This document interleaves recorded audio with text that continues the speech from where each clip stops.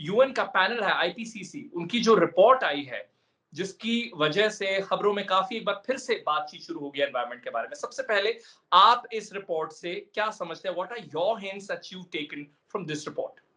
धन्यवाद अरुण। तो सबसे पहले तो एक बहुत इंपॉर्टेंट चीज जो इस आईपीसीसी रिपोर्ट से निकल के आती है वो ये है कि अब इफ एंड बट और मे बी से काम नहीं चलने वाला है। कोई शंका नहीं है कि क्लाइमेट चेंज है या नहीं है। बहुत ही निर्णायक तौर से और डेटा और साइंस के तौर से इस आईपीसीसी की रिपोर्ट ने क्लियरली कहा है कि क्लाइमेट चेंज हो रहा है, क्लाइमेट चेंज का इफेक्ट हो रहा है। भारत जैसे देश और बहुत सारे देश जो है उनके ऊपर इसका इम्पैक्ट भविष्य में तो बहुत ज्यादा होगा। ऑलरेडी वर्तमान में जो है स्थिति भयावह हो चुकी है। So it's almost a code red that IPCC report talks about कि climate change is not an imagination, it's not a संभावना, it is a reality and it is something which. एक बहुत अच्छी चीज जो इस रिपोर्ट में कही गई है कि जिस तरह से पूरा का पूरा विश्व इकोनॉमिक ग्रोथ को चेज कर रहा है, बहुत मेन कारण अगर हम देखें क्लाइमेट चेंज का या फिर इस विनाश का या फिर इन तरह के जो हम हर तरफ देख रहे हैं कि एक अलग तरह की महामारी, मतलब कोविड तो एक वेव होता है, क्लाइमेट चेंज तो पूरा 365 दिन का वेव है क्लाइमेट चेंज। वो जो है वो इकोनॉमिक ग्रोथ के कारण हो रहा है। और इंडिविजुअल जो है, एक इंडिविजुअल और कलेक्टिव, मतलब humanity is the biggest threat, human beings are biggest threat to our planet. और एक आखिरी चीज कि well being should be the priority and not economic growth.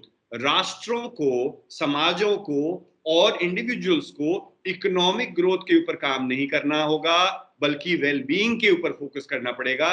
तभी हम इस चीज से निकल रहे हैं। और इस रिपोर्ट में बहुत अच्छी चीज ये है कि बहुत अलग अलग तरह की सिनेरियोज बिल्ड की गई है कि अगर आप ऐसा करेंगे तो ऐसा होगा और उसके लिए डेटा है, और आप नहीं करेंगे तो इस कदर स्थिति खराब हो सकती है। तो 1.5 डिग्रीज के बारे में जो कि एक टारगेट है जो अब हम 20 साल में ही पूरा करने वाले हैं। इन द सेंस हम हमारी स्थिति पहले जो 40 साल में या 50 साल में खराब होने वाली थी वो 20 साल में ही खराब हो जाएगी। That's the best case scenario that we are talking about. And worst case scenario is कि अगर हम अभी भी नहीं सुधरे तो 4.4 डिग्रीज जो है टेम्परेचर राइज होगा हमारे प्लैनेट का, और उसका असर जो है हमारी आबो हवा, हमारी कार्बन सिंक, हमारे जंगल, हमारे समुद्र, हमारी नदियां, सबके ऊपर पड़ने वाला है। ये भी कहा गया है कि भारत के बहुत सारे शहर तो पानी के नीचे डूब जाएंगे।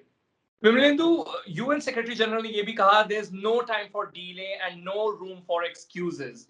इंडिया एक बड़ा देश है और जहां पर एमिशन की बात हो हार्मफुल गैसेस की, तो हमारा नंबर टॉप 3 में आता ही है। तो ऐसे में इस रिपोर्ट से इंडिया क्या सीख सकता है?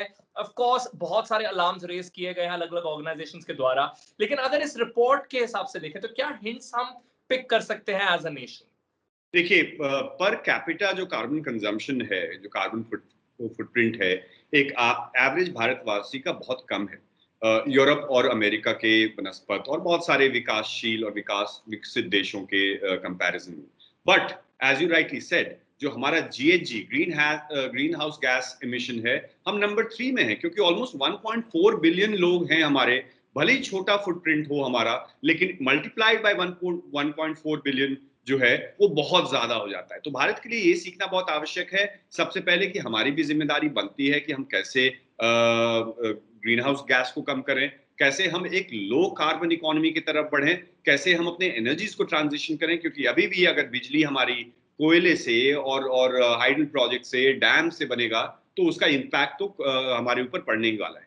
दूसरी बहुत इंपॉर्टेंट सीख जो है इस भारत के लिए वो ये है कि हम क्लाइमेट वल्नरेबल एरिया में आते हैं।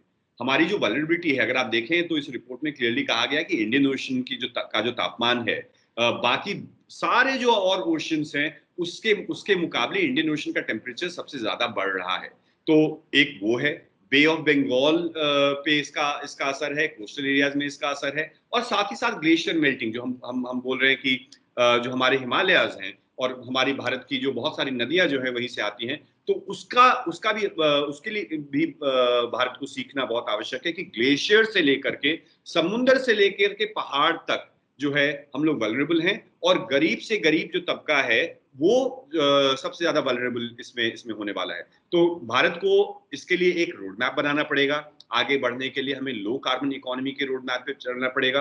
हम जो इंफ्रास्ट्रक्चर डेवलपमेंट के बारे में बात करते हैं, इंफ्रास्ट्रक्चर डेवलपमेंट इंपॉर्टेंट है, लेकिन infrastructure development not at the cost of human life, not at the cost of tragedies that you seeing और at the cost of our environment. और बहुत इंपॉर्टेंट चीज, हमें चीजों को कनेक्ट करना बहुत आवश्यक है कि क्लाउड बर्स्ट अगर कल भी देखें तो आप हिमाचल प्रदेश में दुर्घटना हुई है, हमने क्लाउड बर्स्ट उत्तराखंड में देखा, हमने एक्सट्रीम हीट वेव्स देखे भारत में बहुत इलाकों में, हमने 2018 2019 में एक्सट्रीम फ्लडिंग देखा केरला में। तो ये सारी चीजें जो है वो आइसोलेटेड इवेंट्स नहीं है, these are all events that link towards climate change and everyone will have to connect the dots. So attribution that it is not, ऐसे ही अगर बारिश हो रही है तो इसको हम सिर्फ एक बारिश और सिर्फ बाढ़ कहेंगे तो हम उसकी जिम्मेदारी, उसके पीछे के साइंस को नहीं समझ पाएंगे। हमें क्लाइमेट चेंज को इंटरकनेक्टेड वे में, कॉम्प्रिहेंसिव वे में, कलेक्टिव वे में एंड रिस्पॉन्सिबल वे में समझना बहुत आवश्यक है।